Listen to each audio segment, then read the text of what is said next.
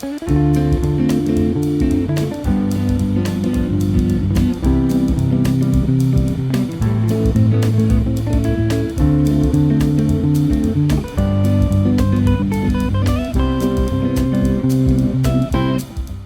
hi everyone, I'm thrilled to welcome back Matthew for our second conversation. So Matthew, welcome back to the podcast. Thank you. Good to be back. Good to have you back. So we are having our little book club here, and this time I was the one to choose the book, and I wanted to talk about Higher Superstition. So it's a book that got published in 1994, yes, at the Johns Hopkins University Press, written by two scientists, one biologist, Paul Gross, who was working at the time at the University of Virginia. I think now he's retired. Unfortunately, I haven't been able to reach him, so we have to talk about his book ourselves. I can't have him on the podcast right now. And the second author is Norman Levitt. He was a mathematician at Rutgers University, and he died in 2009. So it's a pretty old book, as you can see, 25 years, right?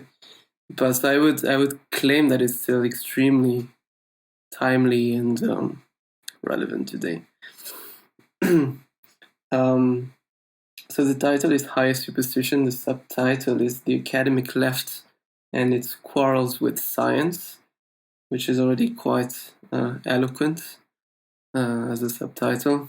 And so there's many ways that we can start discussing this book, but just off air, just before we started recording, we mentioned the Alan Sokal hoax. So one can say that I think in the past few years there has been a focus in certainly in the English-speaking world on what happens on university campuses. Big focus in the media and the sort of intellectual debate, and it was also the case in the 90s. What has happened maybe since 2015 could be seen as the second leg in a way of a debate that started in the 1990s, and so this book High Superstition really details what the authors see as very strong hostility towards mostly the natural sciences, but more broadly the scientific method from intellectuals and academics. And so it paints a pretty grim picture, and we're going to say more about that, but it's so grim was the picture that they painted, the authors, that Alan Sokal, who picked up the book and apparently read it, was thinking to himself that it's too the situation depicted is too bad to be true, probably, and so he went ahead and sort of tested that by writing this fake paper that he managed to get published in this cultural studies journal in 1996. And this, really got a lot of attention, the Sokal hoax. But really, it was, it originated in Sokal reading this book, High Superstition. So to talk about the book itself, so one should start probably by explaining what they mean by the academic left, because it's important to say it's not all academics who have political sensibilities towards the left. Otherwise, it would be pretty much all academics, almost.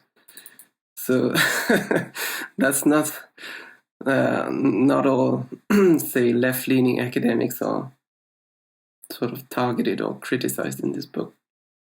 What they call the academic left is more a subset of it, which is almost entirely located in the humanities and the social sciences.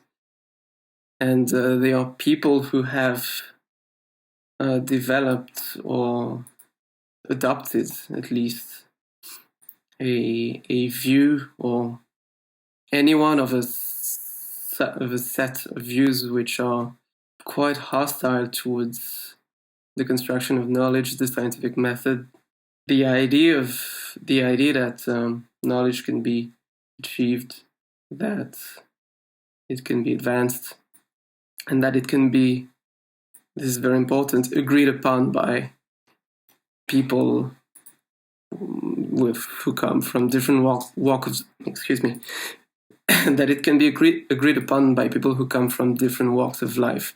I think this is a very essential point. And probably already at this point, I don't know, you will tell me, but probably at this point, just this very short description would remind you of what we have been hearing about in the past few years, right? Would you agree with that? Oh, certainly. And I don't know why you said 2015, but that's I would have said the same year. Mm-hmm. Especially in the United States, some fairly high-profile officer-involved police shootings took place involving African-American Michael Brown, mm-hmm. Which was the genesis of the Black Lives Matter movement. Right. And most of their rhetoric is kind of adorned with that cloudy, vague, sort of high-flown, long words and meaningless, verbiage. And then, from there, it just kind of exploded. Mm-hmm. Not just with Black Lives Matter, but with other types of ideologies and groups. Mm-hmm. Most of whom are far radical left. The reason why I said 2015 is that indeed it was the year of this shooting, and but this it was also the year of some very high profile incidents on campuses. On on a campus in Missouri, there was this student who was trying to film a protest and trying to essentially just walk on a lawn on campus where some student protesters were sleeping, and they had set up tents there, and a professor of communication, assistant professor, told him that he's not welcome here, he's not allowed to be there, and she sneered when he mentioned his, I don't know if he mentioned his First Amendment rights, but he said something along these lines, that it's public property, it's campus, so he's got every right to be there. And then she was calling some muscle. She called for reinforcement. To remove him from the premises, so that was one thing. Then there was the thing at Yale with Nicholas Christakis, when his wife sent out an email to the campus to tell the students, you can choose your own Halloween costumes. You are too old to be treated like children, and we're not going to tell you what to wear and what not to wear on the basis of what can be offensive or not. And so some groups of students took issue with that, and her husband, Nicholas Christakis, he was not physically attacked or even threatened, but certainly he was shouted at very... it came as close to physical as you can get. Shouted at very loudly by some students, including some students with responsibilities on some campus boards of some sort. And very famously, that's when the sentence was uttered that, on the Yale campus, his role of... he was head of some dorm, I think, more or less. I mean, I'm getting the details a bit vaguely here, but that was the spirit of it. And he was told that his role is not connected with creating an intellectual space on campus. It's about creating a home. So that's right, as a result, one was made to understand he should have said that some Hollywood costumes are not Halloween costumes are not valid to be worn, and these were the two main ones. And of course, shortly thereafter, there was the Brett Weinstein, and in the middle there was something at Middlebury, and I mean there were the various Berkeley episodes, and but it seems like the attitude and that disposition was already pretty matured in these students by then. So it seems like we were just catching it at a later stage. Certainly. Well, yeah. This was an eruption of something that was brewing. And I suppose one contention that will be mine tonight is that this has been brewing for at least 25 years. I mean, reading this book, judging from it, it's pretty clear to me that there is a continuity, and most people who were involved in the debate in the 90s agree with that. I mean, Christina Half-Summers agrees that there is a continuity. I was actually talking to Alan Sokal a few weeks ago, and he told me the people who were targeted by his hoax and the people who were targeted by the grievance studies hoax have a clear intellectual affiliation. Mm-hmm. Many lines of sort of convergence can be, or sort of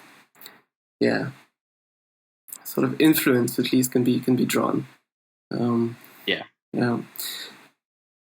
so the book talks about various angles, if you will, at which academics come from in order to undermine, if you will, the how should I put it? I mean, the credibility and the reputation, if you will, of the sciences and the scientific method.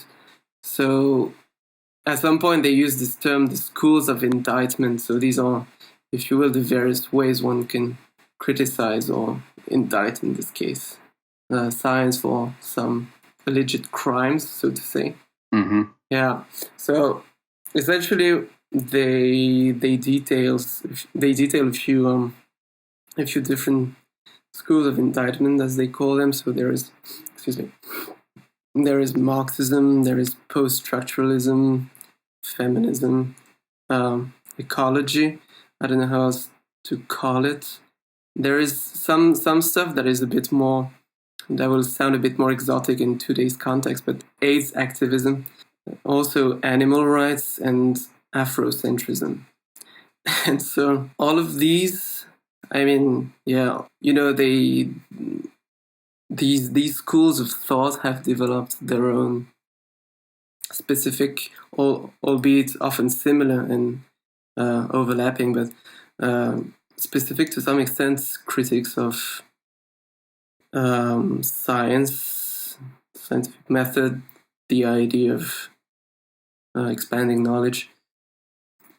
And for instance, there's the idea that science is just the tool of capitalism, the big corporations. There is the idea that it's just the expression of the consciousness of the upper classes at some point in history.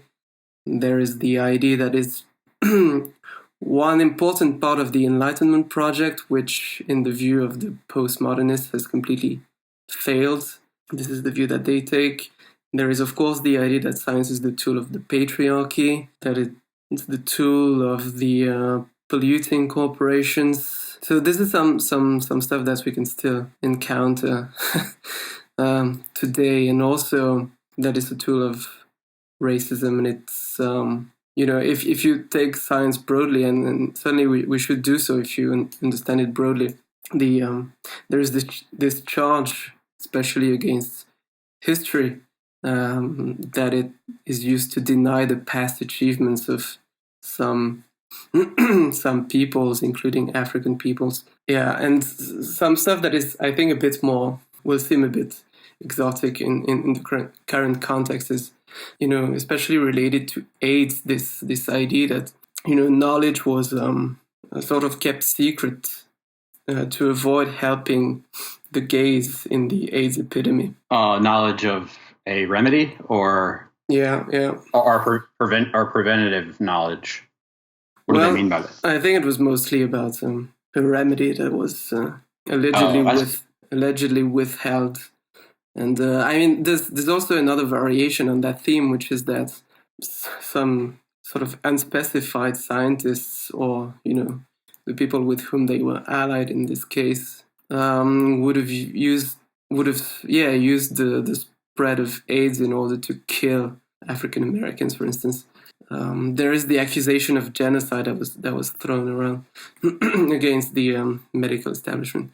Yeah, so these are all what they call the schools of indictment, and I mean, most of them will be extremely familiar, I think, to people who follow sort of similar debates in this day and age today.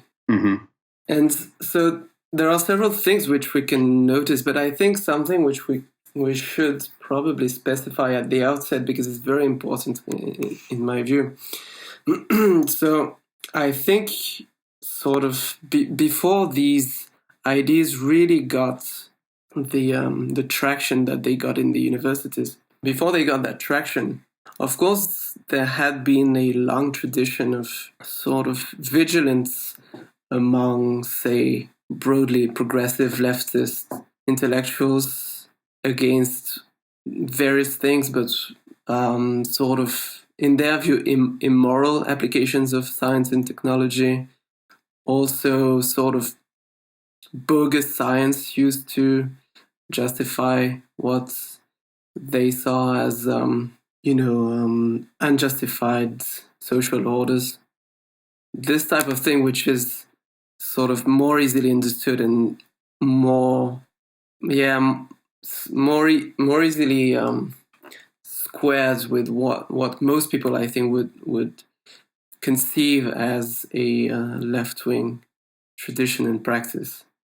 But this goes, I wouldn't even say that it goes beyond that. I think it takes a very different view. These schools of thought take a very different view, because they don't say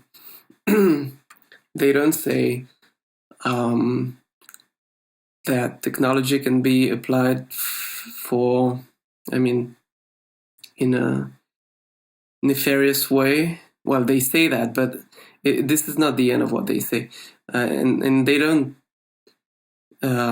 stop there. They will really say that the sheer validity and the credibility of the scientific enterprise is negated, but really at the basis of it, not when it yields what they will see as bad technology, not when they will consider that scientists have been wrong or have been sort of, biased and sort of have come up with ideas that are wrong because maybe they had some, if you will, prejudiced views. It goes much beyond that. They will say that, the whole thing is bankrupt. The whole thing is only an expression of the biases of the people who do it. And these people happen to be people with whom we disagree, people who are socially in positions of privilege, and then we sort of loop back to what we know today. Well, doesn't the rigor of the scientific method just fundamentally pose a danger to anyone who is playing language games like they play to sort of shield themselves from criticism or shield their ideologies from scrutiny? If you're hiding in a fog of euphemism, science, the scientific method would be your most dangerous enemy. So besides the ideological disagreement, just the tool itself is a liability to them or to anyone who's playing language games, or saying essentially meaningless things that can be the meaninglessness of which can be discovered with that tool. That's you'd be threatened by the scientific method just on a fundamental level. That is true. If you focus on the important dimension of this academic sort of disciplines and practices, this dimension that is connected to what you just described. This very hard to understand language, full of jargon, full of, at best, extremely self-referential, and at worst, completely nonsensical wordplay. Yes, for sure, there have been clashes between people who were really adamant in defending clarity of language, and people who were, well, one can easily argue, in my view, dependent on language not being clear. Mm-hmm. Whose whole racket was, largely dependent on what they were saying being confusing and sort of equivocal enough for them to stay immune to a large extent from criticism. That is true, and I think this is clearly probably what got most of the attention of Alan Sokal when he wrote his fake article and when he wrote his book together with another physicist. Then it's something I always say when I discuss the Sokal affair, because he read this book about American academics, and then he hoaxed this American journal, Social Text, a cultural studies journal. And then the next year, he started writing this book about French philosophers who had published their most famous works maybe 20 years before. And this is quite striking it's quite striking, and I think it really points to the intellectual affiliation between French post-structuralism of the 60s and the 70s and then American postmodernism starting in the late 70s and especially in the 80s. But the connection with what you were just saying is that this book that he wrote, Fashionable Nonsense, it was called in English, was mostly focused on the it is about the opacity of the language, but it's mostly about, actually, this is something that maybe hasn't been so important in more recent debates, but mostly they were discussing abuse of scientific terminology by French philosophers who were using very liberally, so to say, terms from mathematics and physics in particular, and trying to sort of, impress their audiences, it seemed, with this language that they were not, in most cases, able to understand. They just knew enough terms to use them and just weave some fancy-sounding prose. But they're shielding their biases and giving in the appearance of legitimacy. Mm-hmm. I think Orwell called it pretentious diction. He wrote an essay called "Politics and the English Language." Yeah. Where he was talking about the debasement of language, and he said that particularly in art and literary criticism, you can go entire long passages and not read anything meaningful. But there will be scientific terms sprinkled in to sort of hide biases and give the air of legitimacy to the reader. Yeah, certainly so. And yeah, I mean, before Orwell, there was Bertrand Russell, and before Russell, I think Schopenhauer was writing very harsh things about Hegel. I think it was in the 19th century. Much of 19th century German philosophy was, at best very obscure and sometimes maybe even nonsensical. I mean, it's an old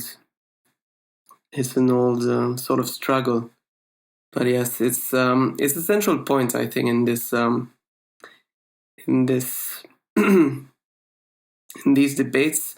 But every now and then I hear someone say that postmodernism is sort of on its way out in the universities, and what they mean by that, I think, is this sort of Helen Pluckrose calls this high deconstruction. So it's really the sort of the purer form of this type of writing, with a lot of academic and philosophical pretension, relatively less political ambition compared to the more recent developments. But on the other hand, I think the intellectual filiation has gone in the direction of more politicization. And already in this book, High Superstition, I think there is more of an emphasis on the politicization of this type of discourse than there was in SoCal's book that came out a few years later. Do you think this work? It sort of works like a contagion, though, that and that this style of analysis where you're sort of just feigning depth and sophistication, it clouds our thoughts. It actually changes the way we think. So it actually becomes you become sincerely foolish instead of being insincere. It fundamentally changes the way you think. Over time, it sort of accumulates foolishness, and what may have started as dishonesty in time could be sincere foolishness, because the debasement of language has been allowed. Seems like that could be something that could happen. Yeah, I would think the same. I mean, this is always the $1 million question, and I think your way of formulating it is more precise and perhaps more interesting than I've heard before. But there's often in these discussions the question of whether the people who wrote the most egregiously nonsensical stuff really think that they are producing great stuff, or whether they sort of know it's a con, but they just go along with it because it's pretty successful for them. I think this is a similar question to what you've just asked, but I think there is probably a good chance that, as you guessed, there is a sort of progression that it might start as a bit forced, and then it becomes a bit more natural. I don't know if you know this. It's not really a video. We just have the audio, but there is this American philosopher John Searle who talks about how to be a successful philosopher in France in the maybe say the 70s or something like that. And he was clearly a very strong critic of obscure writing, but he was also, if not friendly to some extent with some of the most famous, the French philosophers who were the most famous for writing obscurely, sometimes including Michel Foucault. And I think it was him but I'm not sure. It might have been someone else, famous sociologist, Bourdieu, but either one of them told John Searle that, well, I put maybe 10% of incomprehensible stuff in my books because otherwise I would probably not be taken seriously in the Paris literary, parties. Wow. So yeah, it sort of it reminds me of have you heard of what they call deaf poetry or slam poetry? Slam poetry, yes. It's sort of like spoken word. It's like rapping without music. Mm-hmm. The type. So the emphasis is on style in those settings. A slam poetry audience isn't looking for scientific accuracy. They're looking for this sort of emotional style, and it seems like that's the same type of motivation that some of the people I'm encountering now who buy into this whole style.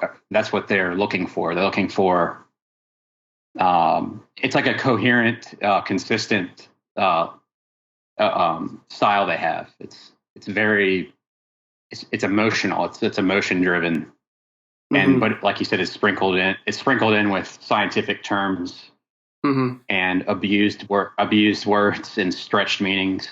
Are like Dan Dennett's Deepities. The phrase "love is just a word." It's true in it's true in a trivial sense, but if taken literally, and it would be earth shattering if it were true in a literal sense. They kind of oscillate between those two interpretations. I don't like I said, I don't know if they're doing it intentionally or consciously. I think it's just a picked up style they have. Well, that gets them approval. Yeah, that's certainly part of it, but I think you need some predisposition to be sort of wooed by it in the beginning, but because I think many people just by sheer temperament would be sort of even unable to force themselves to write like this. Yeah. Or at least, by now I've heard a few people, including Helen Blackrose herself, one of the authors of the Grievance Studies projects. So I've heard several people say that they sort of learn how to mimic the style, but they knew full well that it was pretty much all nonsense. And she, in an essay that she had to give back for it to be graded, she even wrote it explicitly that she did the exercise, she wrote as expected, but, as a preamble, she wrote that she didn't think that what she had written was sound at university. Oh, wow. Yeah. Wow. Yeah. So, yeah, this addresses the question of really style and the more literary sort of wing of these movements. And the thing is, as I was saying, I think this has decreased in importance, I would say, throughout the years. And I think these days it's less of a central feature of these movements, the sort of flashes of fancy. I think now it's more explicit, and it's what I keep quoting her, but it's what Helen Blackrose quotes: user-friendly postmodernism. You can just grab it and use it for your activism. You don't have to to learn how to write like the French philosophers. I mean, like some French philosophers. Like, I don't want to blame all my countrymen, but the likes of Derrida and the others. So yeah, it has become, I would say, less important. But this book, Higher Superstition, was talking about both the style and the substance, if you will. And concerning the substance, there is something that they notice, Gross and Levitt, in this book, which is also very important, which is the overarching importance of cultural constructivism. This idea that that ideas are entirely determined by the environment in which one lives. And not only that, but they are formed, if you will, I don't know about formed collectively, but that these ideas, not only are they determined completely by the environment, but also they are sort of passed down on people by the wider culture, if you will. I mean, this is more my own observation, but I've noticed that, if you listen to people who think, for instance, that strictly all the differences sort of psychologically between the sexes are completely arbitrary, they will I mean, the way they present their worldview will certainly gives me the impression that they think that an individual cannot have formed ideas about the differences in personalities between the sexes on their own, that all their ideas had to be passed down by the wider culture. Whether these ideas are right or wrong, I mean, even if you accept that, which is not true, but even if you accept that they are right and that everything is arbitrary and completely constructed by the culture or by environment, by people's interactions, I think it goes beyond that. It sometimes gives me the impression that you cannot really form your own judgments, even wrong ones, that everything is handed down to you by some mysterious entity. Yeah, you have no filter. You have no reasoning of your own, where you can filter out what makes sense and what doesn't. You just have to take whatever comes to you. Yeah. Pretty dehumanizing. Yeah, it's a very very a low view of human beings. Yeah, it makes me think about this is not something I had thought of discussing, but there was this book that was released now about 18 months ago, and it started a big controversy in French academia. That this book called, I mean, if I translate the title, it's The Sociological Danger, and it's by a sociologist, French sociologist, and essentially he says that most of his colleagues sort of forget the existence of these faculties that exist within us, which are judging ideas, assessing competing theories, because indeed we are influenced heavily by the environment, but the environment presents you often with conflicting impulses and ideas, and somehow there has to be some arbitration. And he reminds very simply his reader and his colleagues that the human brain is doing this arbitration, perhaps in many cases not very competently, but still. Of course. Yeah. So yes, this idea that even the ostensibly most objective knowledge has actually only been generated by some all-powerful cultural forces is really central to the critique of science that is itself critiqued in this book, High Superstition. Yeah. Do you think that the constructionists wish for their view to be true, or do you think that they're merely reporting what they think is true? Both. Sometimes I think they sort of, it must be true for them to have their own way in the world.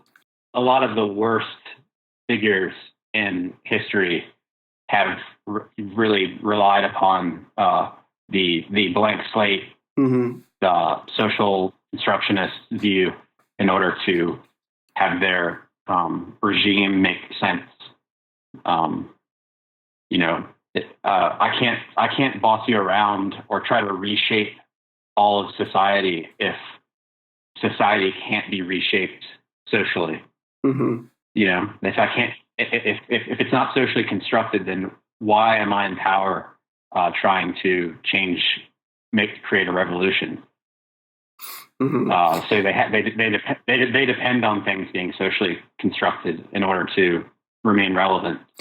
That's true, but I think they also believe it to be true at the outset. I have a pretty complex argument on this, and I've been meaning to write it down and send it for publication, maybe by Quillette or something, but it's I haven't started yet. But I would say, to sum it up, that they do believe it at the outset to be true that people can be remade, well, not necessarily that they can be remade from scratch, but at least that they have been made from scratch, not, I mean, solely by the environment, at least for all practical purposes.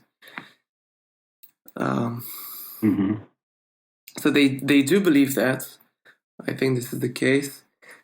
And I think this is also linked to their temperament, because if you look at the sort of psychological studies on people who are in the natural sciences and the social sciences or the humanities, there is this famous things versus people scale developed by Baron Cohen to study autism. And he found out that autistic people have very strong interest in things or objects and quite little interest in people. Then if you generalize, if you look at the wider population, you will find that men tend to have somewhat more interest in objects or things, in systems. Women are somewhat more interested in people. Of course, this is on average, and the distributions have important overlaps, but on average, this is the case. And now if you look at the people in the social sciences, or especially the humanities, they have much stronger interest in people and relatively little in systems and objects. And my point is that I think if you have this temperament, then it's somewhat natural to believe that your ideas and your personality are determined by the people around you, people with whom you've interacted, people who have somehow had an influence on you, and that there isn't really a place at all for what might have been a core temperament. I mean, I don't know if it's just my experience, but over the years, maybe just the people I've decided to read.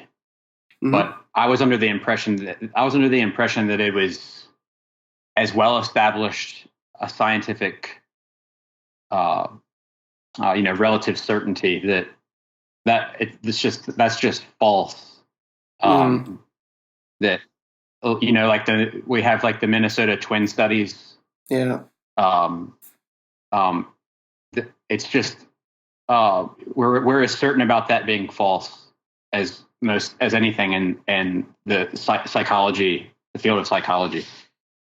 Yeah, it is. It is now. It's amazing to me. Yeah, it is now solidly established, and I think people who study these things now have found that it seems, at least, that if you look at various psychological traits, the proportion in variation between individuals that can be attributed to genetic differences is usually around 50% in adults, at least. In children, it's smaller, but it sort of increases throughout adolescence, and it sort of plateaus at adulthood at around 50%, meaning so about half of the differences in personality on most traits seem to be of genetic origin, which is a lot. And actually, it seems that pretty much all the stuff that you take in from your parents is due to that. Because the rest, which is more environmental, is mostly linked to your peer group, people whom you frequent, maybe at school and stuff. Very little from parenting, apparently. That seems to be the status of knowledge at this point. So indeed, we take a lot from our parents, but the sort of typical parenting obsession, if you will, is apparently wrong-headed, because what your children are going to take from you, they pretty much seem to have it at birth, at least what they are going to carry into adulthood.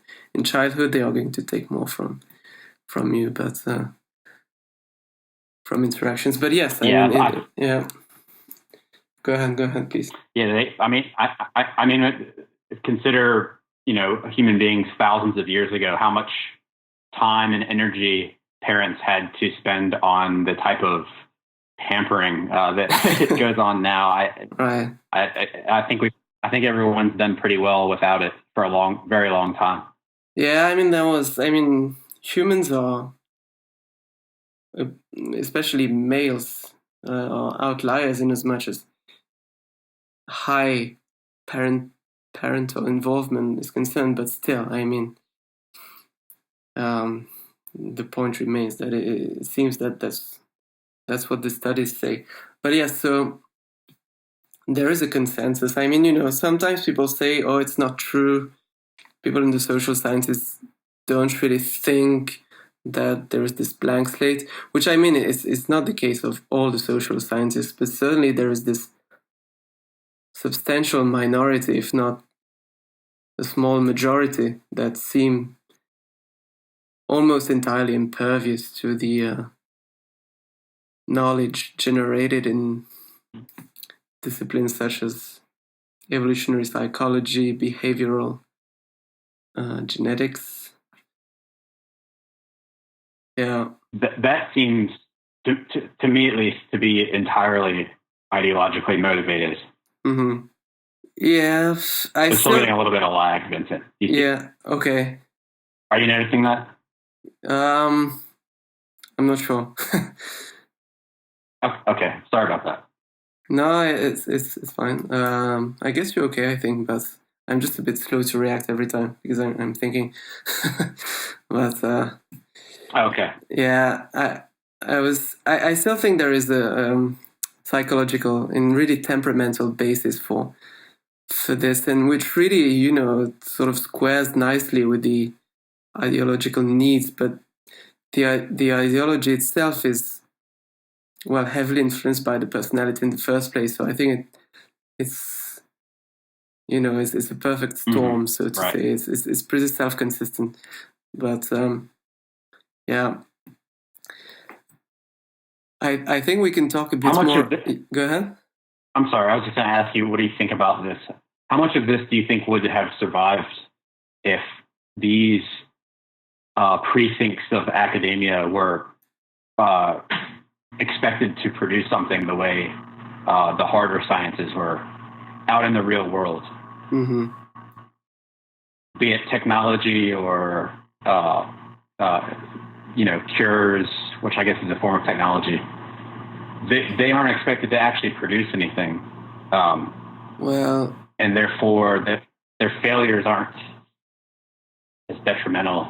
And they're allowed to get away with this type of insular, non-self-correcting, euphemistic talking about this kind of stuff. Well, it's unfair to ask people in the humanities to come up with such things as technology and I medication. don't think they should be expected to. Yeah. I'm just saying that could be that would have been I think over time that type of pressure would have been detrimental to this type of bogus thinking. Yeah, that's true. That's true, and I think it sort of pushes us towards the question of what should be expected of these disciplines, and this is a question I think which goes beyond what I can really discuss with comfort. But in a way, I would be tempted to, at least to some extent, go in the opposite direction from yours, because I would say the eagerness to produce real world results is actually, in my view, to blame for much of these issues, because they really want to be active politically, and they want to yield results. They want to inform activism. They want to open new avenues for activism. And I mean, I shouldn't give the impression that they are in the wrong all the time. I mean, depending on who we are talking about, but I mean, not sort of. I wouldn't make a general statement that saying that they are wrong by default.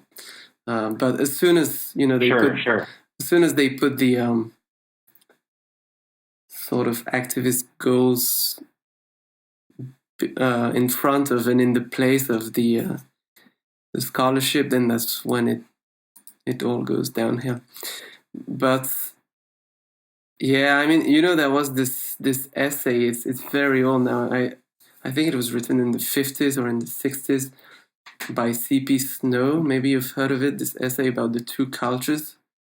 It's not familiar. No, and so he was. I'm trying to remember, but he was someone with a background both in the humanities and in the sciences, and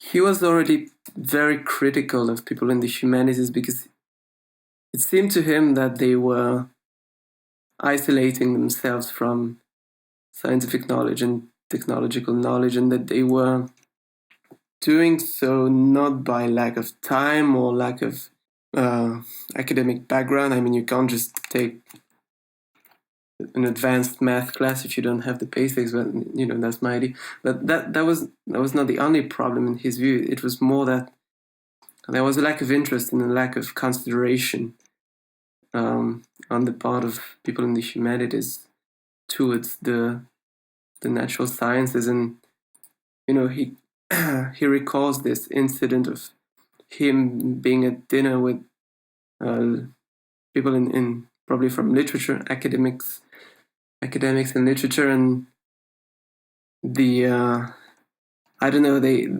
I think he heard that they thought that, well, scientists haven't even read Shakespeare and this type of thing, and he asked them, could you tell me what is the first law of thermodynamics, just to show them that ignorance can go both ways. I mean, that was the idea.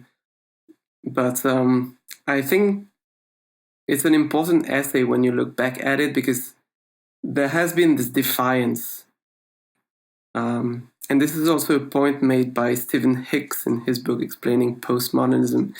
There has been this defiance and this sometimes resentment, it seems, in some corners of the humanities towards science and technology, if only by sheer envy of the success and the capabilities, of what science and technology can do. Right. And that's what I meant by produce something in the real world. I meant like an airplane that can fly and land, take off and land. I don't mean like just doing things in the real world, because I know that this is the platform, that what we're talking about is a platform for real world activism. But I meant like produce a technology that works mechanically, reliably, predictably.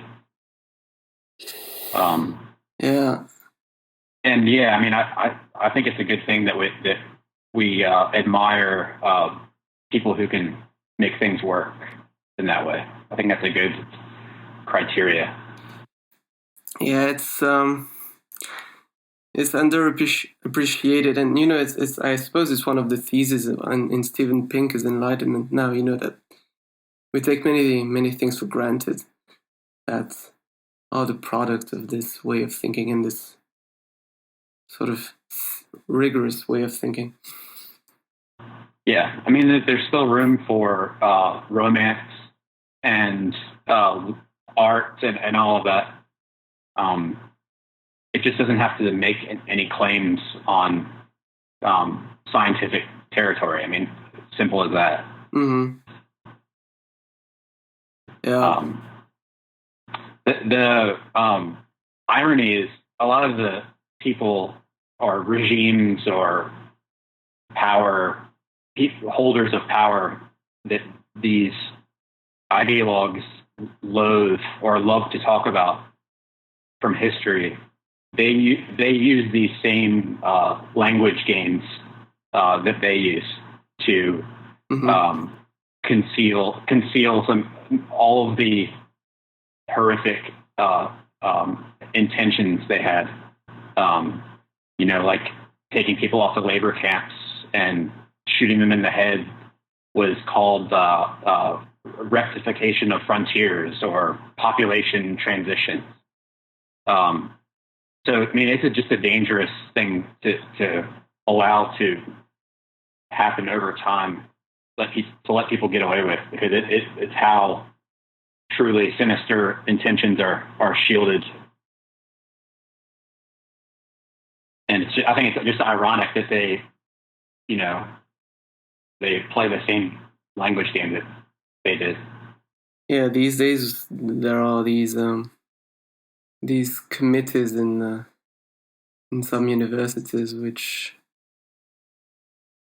claim to stand for, quote, diversity. What is it? Diversity, inclusion, and equity, right? DIE. Yeah, that's right. Yeah, like die. Yeah. Yeah, but they tend to mean by these words definitely different things from what the average person would understand these terms to mean. Absolutely. I think we can go over a few specific examples of hostility towards science that Gross and Levitt mention in the book, and then we can talk about what they see as threats in the longer term. So we should remember that they were writing in the early 90s, but that's for a bit later. So indeed, they talk about the importance of buzzwords and language and the trend in thought that, I mean, according to which people who are able to, analyze texts in a very close and idiosyncratic manner possess, from that very fact, a sort of commanding knowledge of pretty much everything, certainly human culture, but beyond that even. So they talk about that in detail, and I think we've covered that. So maybe we can avoid rehashing the same points. I will give maybe one example about what some of the remedies proposed by militant scholars, remedies to oppressive science would look like.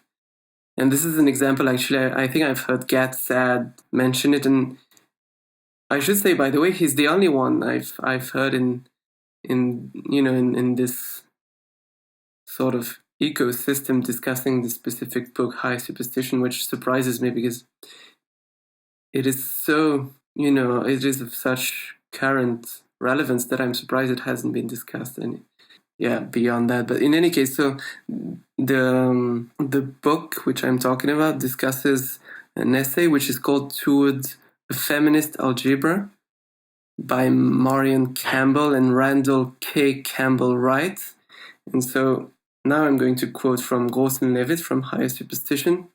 So they write about this book toward this essay Toward a Feminist Algebra. They write, they disapprove of a particular problem in which a girl and her boyfriend run toward each other, even though the girl's slower speed is carefully explained by the fact that she is carrying luggage. So they disapprove of this problem because it portrays a heterosexual involvement. They object to a problem about a contractor and the contractor's workers. Their sex is undeclared because they assume that the student will envision the workers as male. On the other hand, they offer for our approval a problem about Sue and Debbie, a couple financing their $70,000 home. Their general maxims call for problems, quote, presenting female heroes and breaking gender stereotypes, unquote, and, quote, analyzing sex similarities and differences intentionally, unquote, and, quote, affirming women's experiences, unquote. So this is to be done in an algebra class. Algebra is the problem. Algebra class. Yeah. So I think this will sound extremely familiar to contemporary ears. Anyone who's taken even a cursory glance at these debates will recognize much of the content that I've just rehashed here. Yeah, I mean, I remember noticing that my first encounters with what we call in the United States in grade school, we call them word problems. In math classes, we call them word problems, where you get a short paragraph describing a scenario like you just gave. I remember noticing even then, and that would be the early 90s, late 80s. I was born in 82, so yeah, late 80s, early 90s, that there would always be a Jose. There would always be a Michelle. Mm-hmm. And if they had pictures, the pictures were very equal. It was clear that was the intention. There was some conscious thought about diversity and inclusivity. Or there would be someone in a wheelchair, stuff like that, which is perfectly fine. It's a totally benign, perfectly nice thing to want. But it can go haywire, as we're seeing now. But yeah, well, you see, this example is from the 90s. But although this is sort of a project, it's not something that came that the authors saw in an actual algebra textbook. But this is a proposal by activist academics to overhaul the algebra curriculum. And this is, as you can see, the problem is these problems are, we don't get the actual problem, but as you were saying, they seem to be elementary school level. So this is not going to happen this doesn't concern college, it concerns education at the most basic level. So that's one instance. And I mentioned AIDS activism. I would like to give this other example because this is a bit more quaint, I think, these days. I haven't heard about it in recent sort of frictions between academics with different ideas. But I'm going to read a bit from it because we can see that. So, of course, the AIDS epidemic was a big concern in the 80s and the 90s. And it sort of influenced, it seems, and informed some of the most sort of baffling things that are reported on in this book. So they talk about this guy who, his name doesn't matter, but now I checked him out, and he's a professor of English and the director of the Center for the Study of Psychoanalysis and Culture at the State University of New York at Buffalo. So that's his current position. But in 1993, he wrote, and here again I will quote at some length. So quote, "My first thesis is that a psychoanalytic perspective on AIDS must begin by acknowledging that each of us is living with AIDS. We are all persons with AIDS, insofar as AIDS is structured radically and precisely as the unconscious real of the social field of contemporary America. The analogy of social psychosis enables us to understand AIDS as a condition of the body politic, an index of the socialized body of the American subject, caught in a network of signifiers that renders it vulnerable to AIDS precisely because, by refusing a signifier for AIDS, it faces the prospect that what is foreclosed in the symbolic will return in the real. By persistently representing itself as having a general population that remains largely immune to the incidence of AIDS, America pushes AIDS to the outside of its psychic and social economies." Unquote.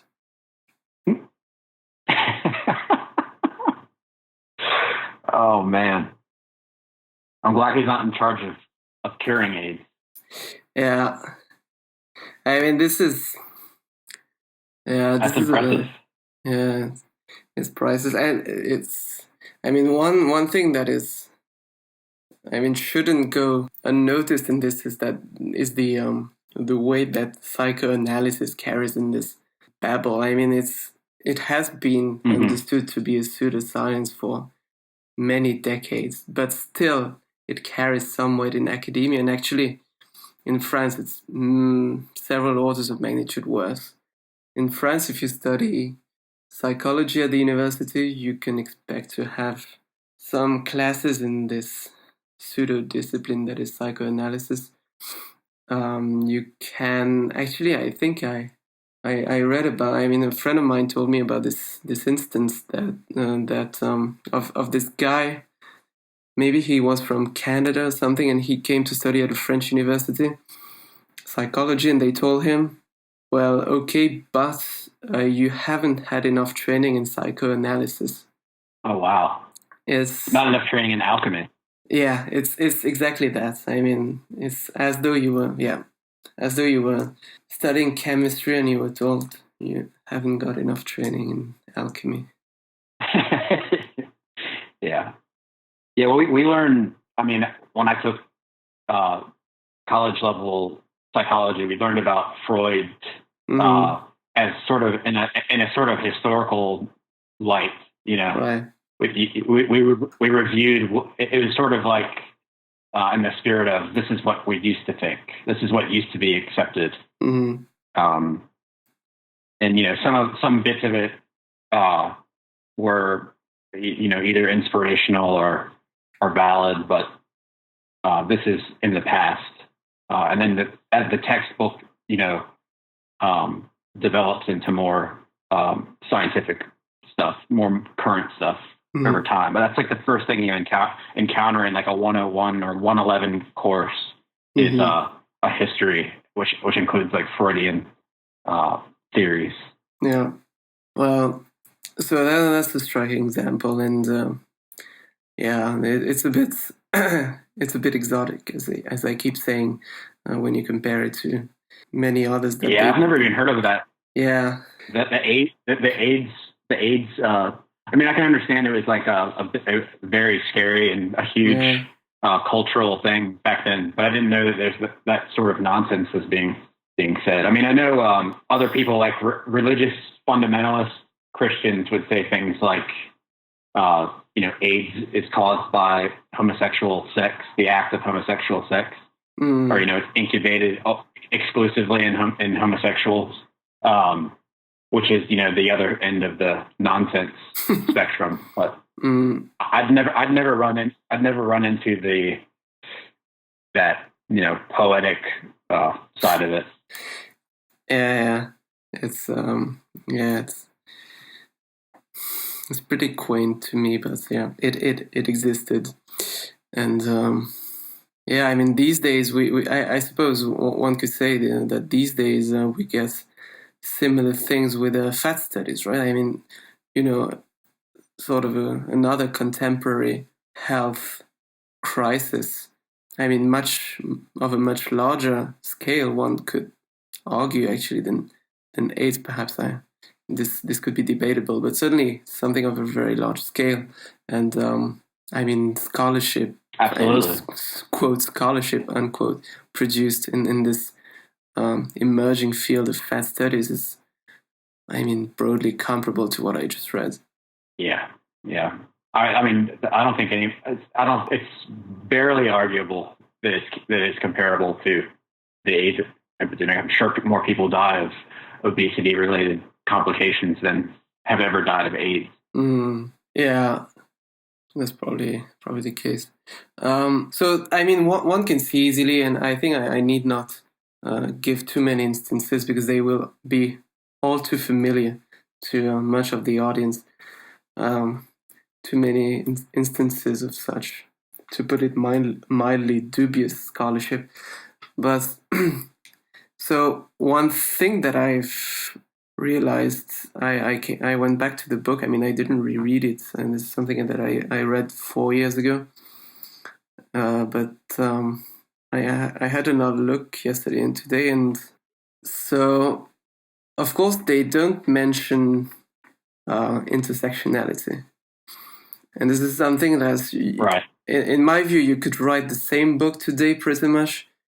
You would only have to add a chapter about that. I mean, this is a bit of a provocation, but how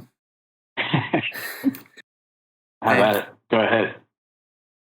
I think this book is very very current and relevant, as I keep saying. But certainly, you couldn't not write a chapter about intersectionality today. And so they do mention quote solidarities between the various schools of indictment, as they call them, despite logically incompatible positions. But here I will quote again because I think it's interesting to see what was the status, because even today there is this idea of intersectionality, and sort of in French there is this idea of converging struggles. But this precedes intersectionality. But in any case, this idea that all these schools of thought should ally with each other in order to dethrone collectively these sort of power structures, and including in the case of this book, the scientific institutions and the scientific knowledge. This idea, I'm not sure where I wanted to go with that, but that's intersectionality essentially, at least in practice. Mm-hmm. What was the French phrase you said that predated intersectionality? I would translate it as converging struggles. Converging struggles. Well, they say intersecting oppressions, or right. That's what the intersectionality. Yeah. I mean, here I presented. That's interesting. Here I presented the more sort of active form of intersectionality. Of course, it shouldn't be reduced to that, because that's giving too much to the activists, and even people like Helen Pluckrose have, given some credit to Kimberly Crenshaw for her early analysis of these sort of, interacting forms of injustice. Mm-hmm. Sure. There's a kernel of truth. Yeah.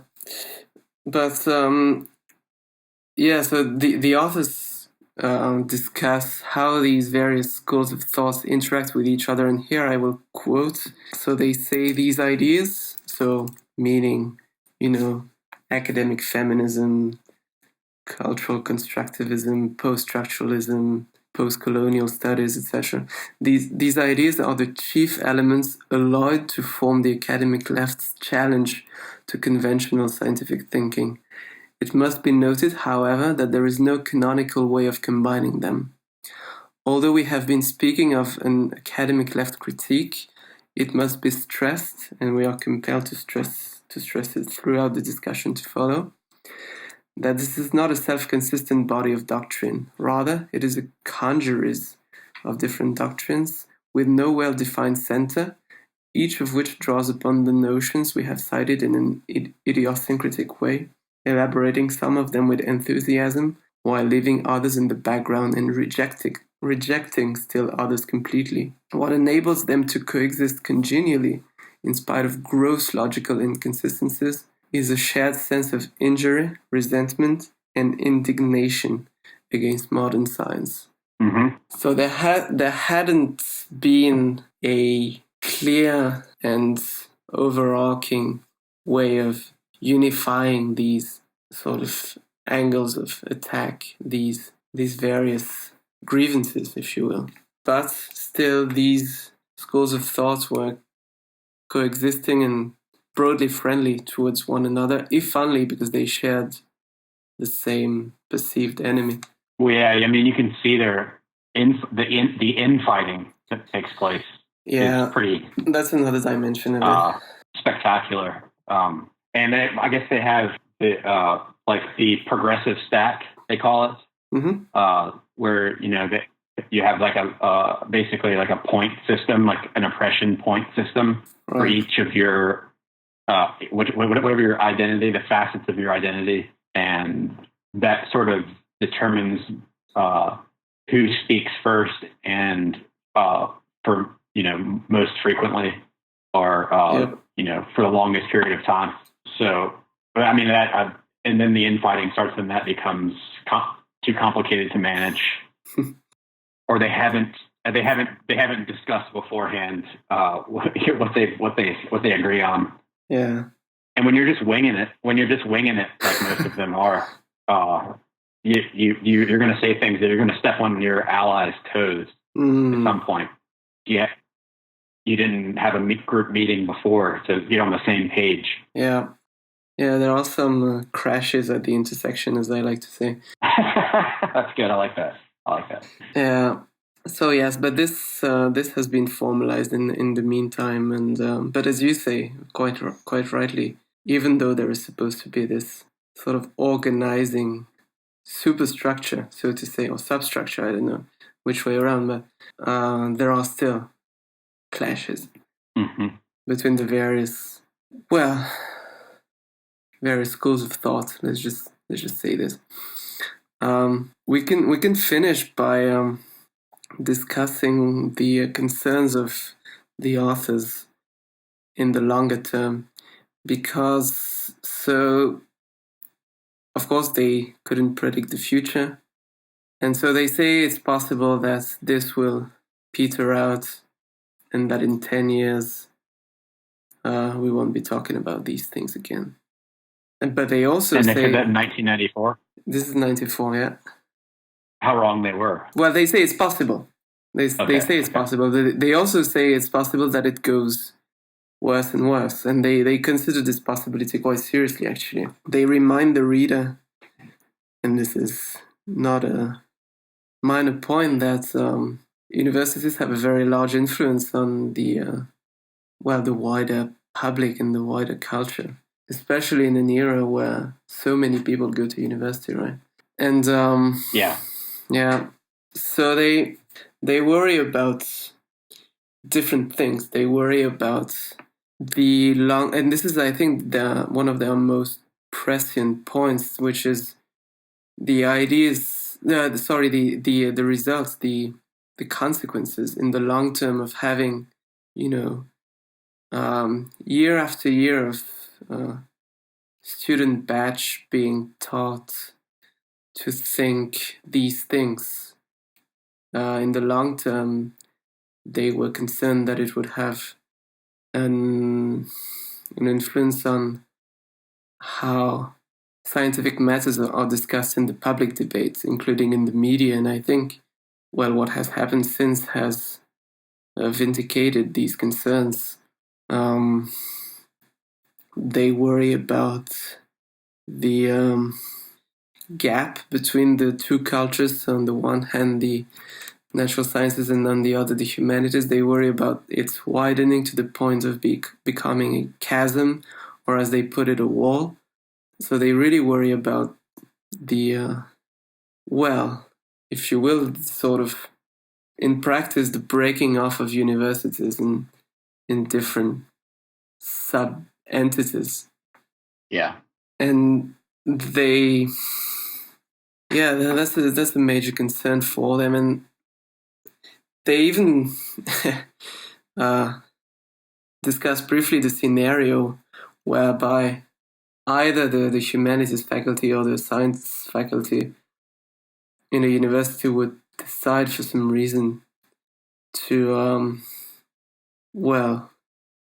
organize a schism, for lack of a better word, to sort of walk out of the institution and organize separately.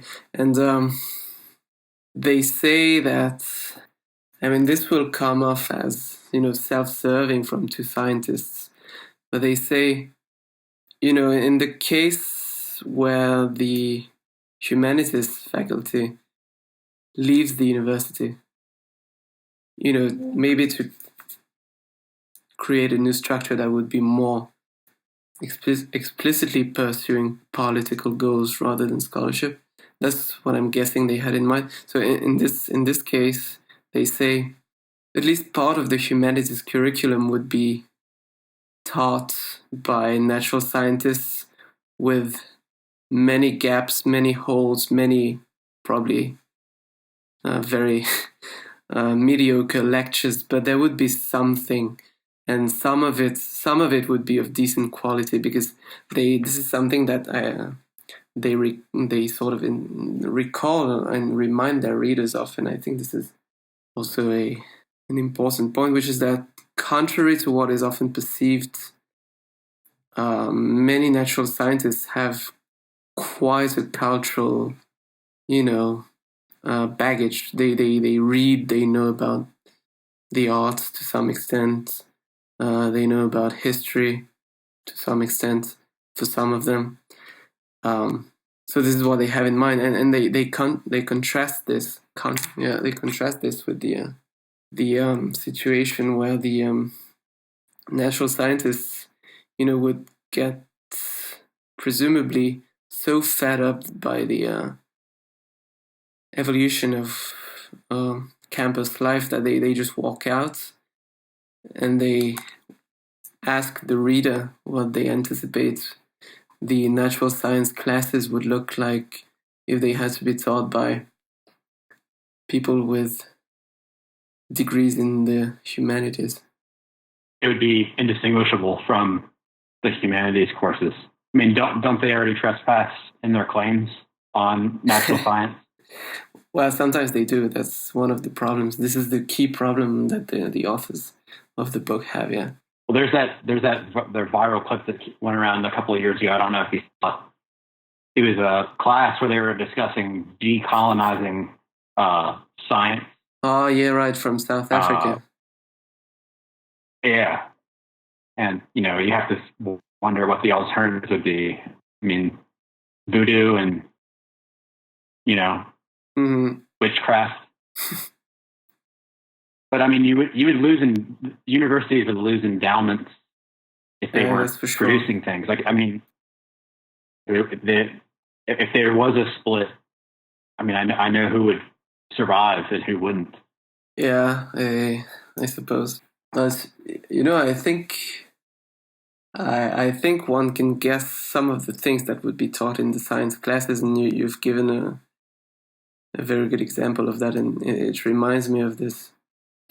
This is also discussed in the book, and I've discussed this in a previous interview with a scholar in Arizona. I can't remember his specialty, whether it was anthropology or linguistics or sociology, but certainly a social science.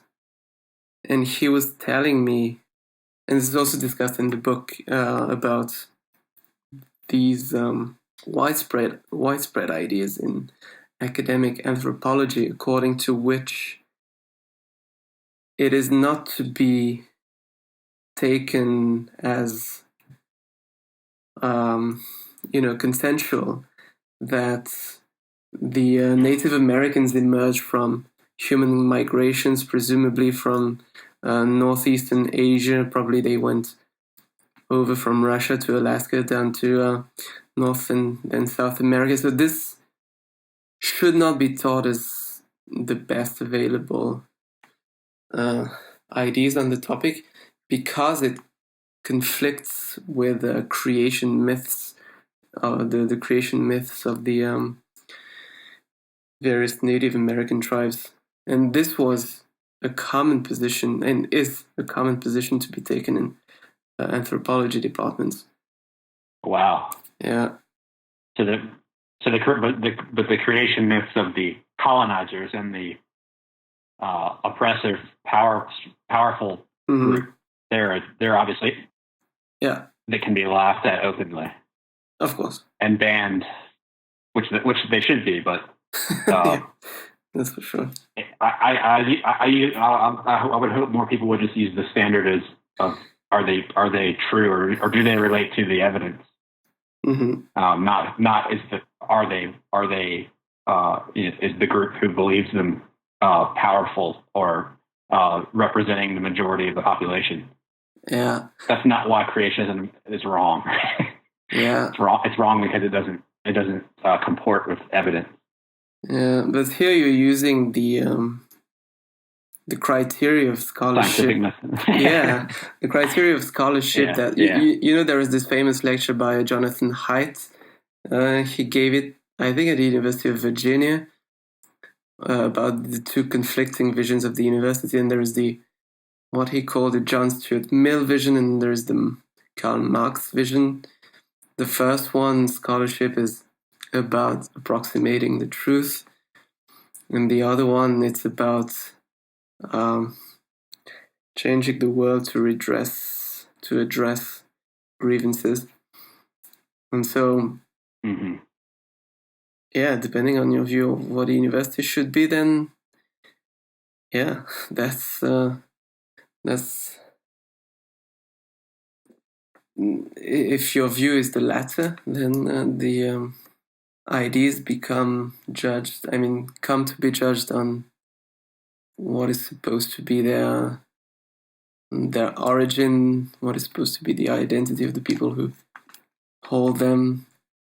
Are they privileged? Are they not? Mm-hmm. Yeah. I'm surprised that more people haven't talked about this book, considering I think SoCal said he was inspired by it directly to write his transgressing the boundaries paper. I'm surprised people haven't. It's just one layer behind underneath of it. Right. And only 2 years prior. Yeah, and actually, even better. The journal in which he got his hoax article published is called Social Text, and the issue in which it was published was a special issue, which was dedicated, among other things, dedicated to responding to the very book High Superstition. So the irony is really multi-layered in this case. But I think, I'm guessing one of the reasons why people are not discussing this so much. Well, first of all, it was much less.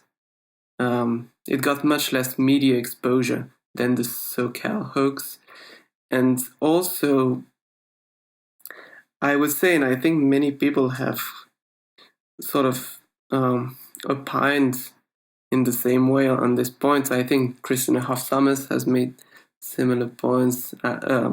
Jonathan Haidt.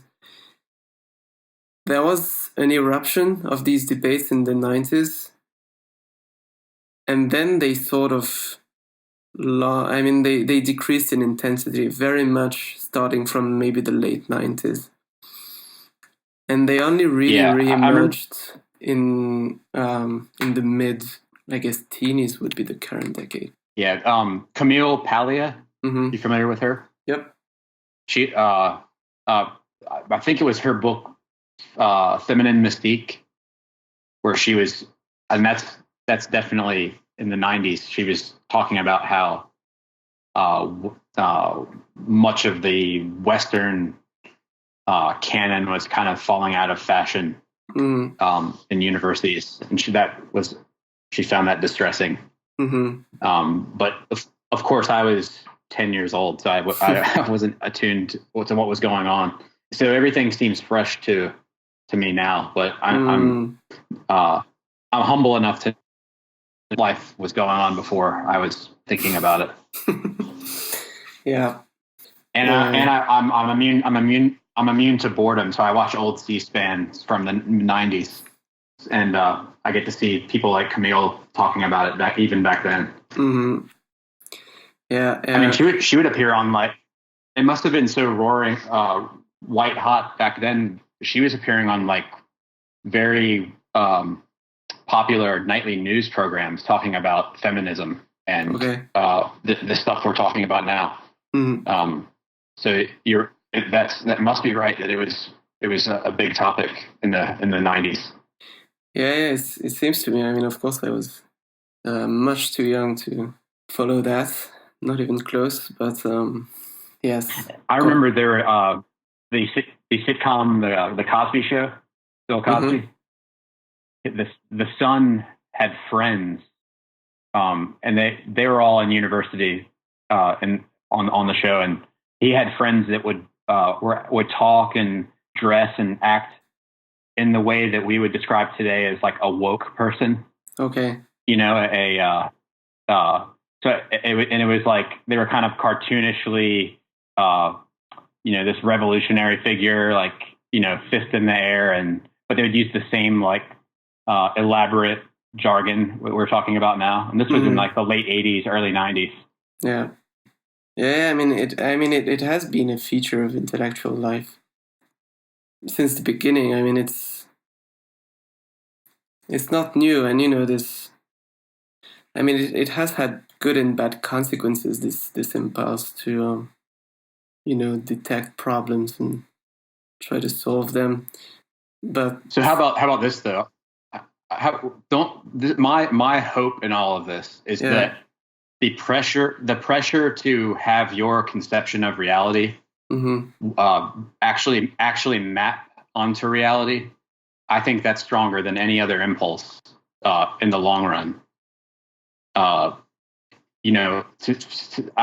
That's my wishful thought in all of this, because you can't. It's like a survival instinct. If you want to know how things, you want to be right. You want to be right about stuff. Yeah. You want to. Yeah, it's true in the long run necessarily, but the problem is the meantime, because much can result from insistent blindness to some basic facts. I mean, facts that just the average person on the street would recognize as true, which I think makes it all the more tempting for intellectuals to go again. I mean, to sort of deny them. But it's a bit of snobbiness. There is an element of that. I think it's also something. But yes, I mean, hopefully you're right. And in any case, one should not exaggerate the consequences of these movements. But I think one should not minimize them either. I mean, I'm mostly concerned by the debasement of language. That's what first got my attention was abusing words like violence, like equating words with violence. That's like deeply offensive to me and deeply disconcerting. Yeah. I mean, one simple reason is that it just justifies physical violence as a response to speech. Very straightforwardly. Yeah. Yeah. So I'm done with my remarks. I don't know if you would like to further explore something. No, it's been an interesting discussion as usual. Yeah. And I'll have to read that book. Yeah, if you can, it's Is it fairly readable? Is it easy for a guy like me? Yes, it's very easy to read. I was reading it actually. I was coming back from Canada. On the plane, I started reading it, and it was very enjoyable, highly enjoyable. So yeah, okay, I very much recommend it. I mean, the language is, they have some extensive vocabulary, but it's the writing is very, very clear. Yeah, I guess it would need to be since they're criticizing people for writing unclearly. Yeah, wouldn't be a good look otherwise. But yeah. So yeah, but thanks again, Matthew, for this discussion. Yeah, thanks for having me on. Thank you for listening to Liberté Académique. We are a science, critical thinking, and freedom podcast. We interview researchers, teachers, and authors who have interesting ideas and who defend free, rational, evidence-based thought. We oppose as best we can a sort of anti-intellectualism coming from a section of the intellectual class. We carry out interviews in English and in French. You can find all our episodes on YouTube and on SoundCloud, as well as on the main podcasting platforms such as iTunes, Stitcher, and several others. We are also present on Twitter @AcadFreedom and also on Facebook.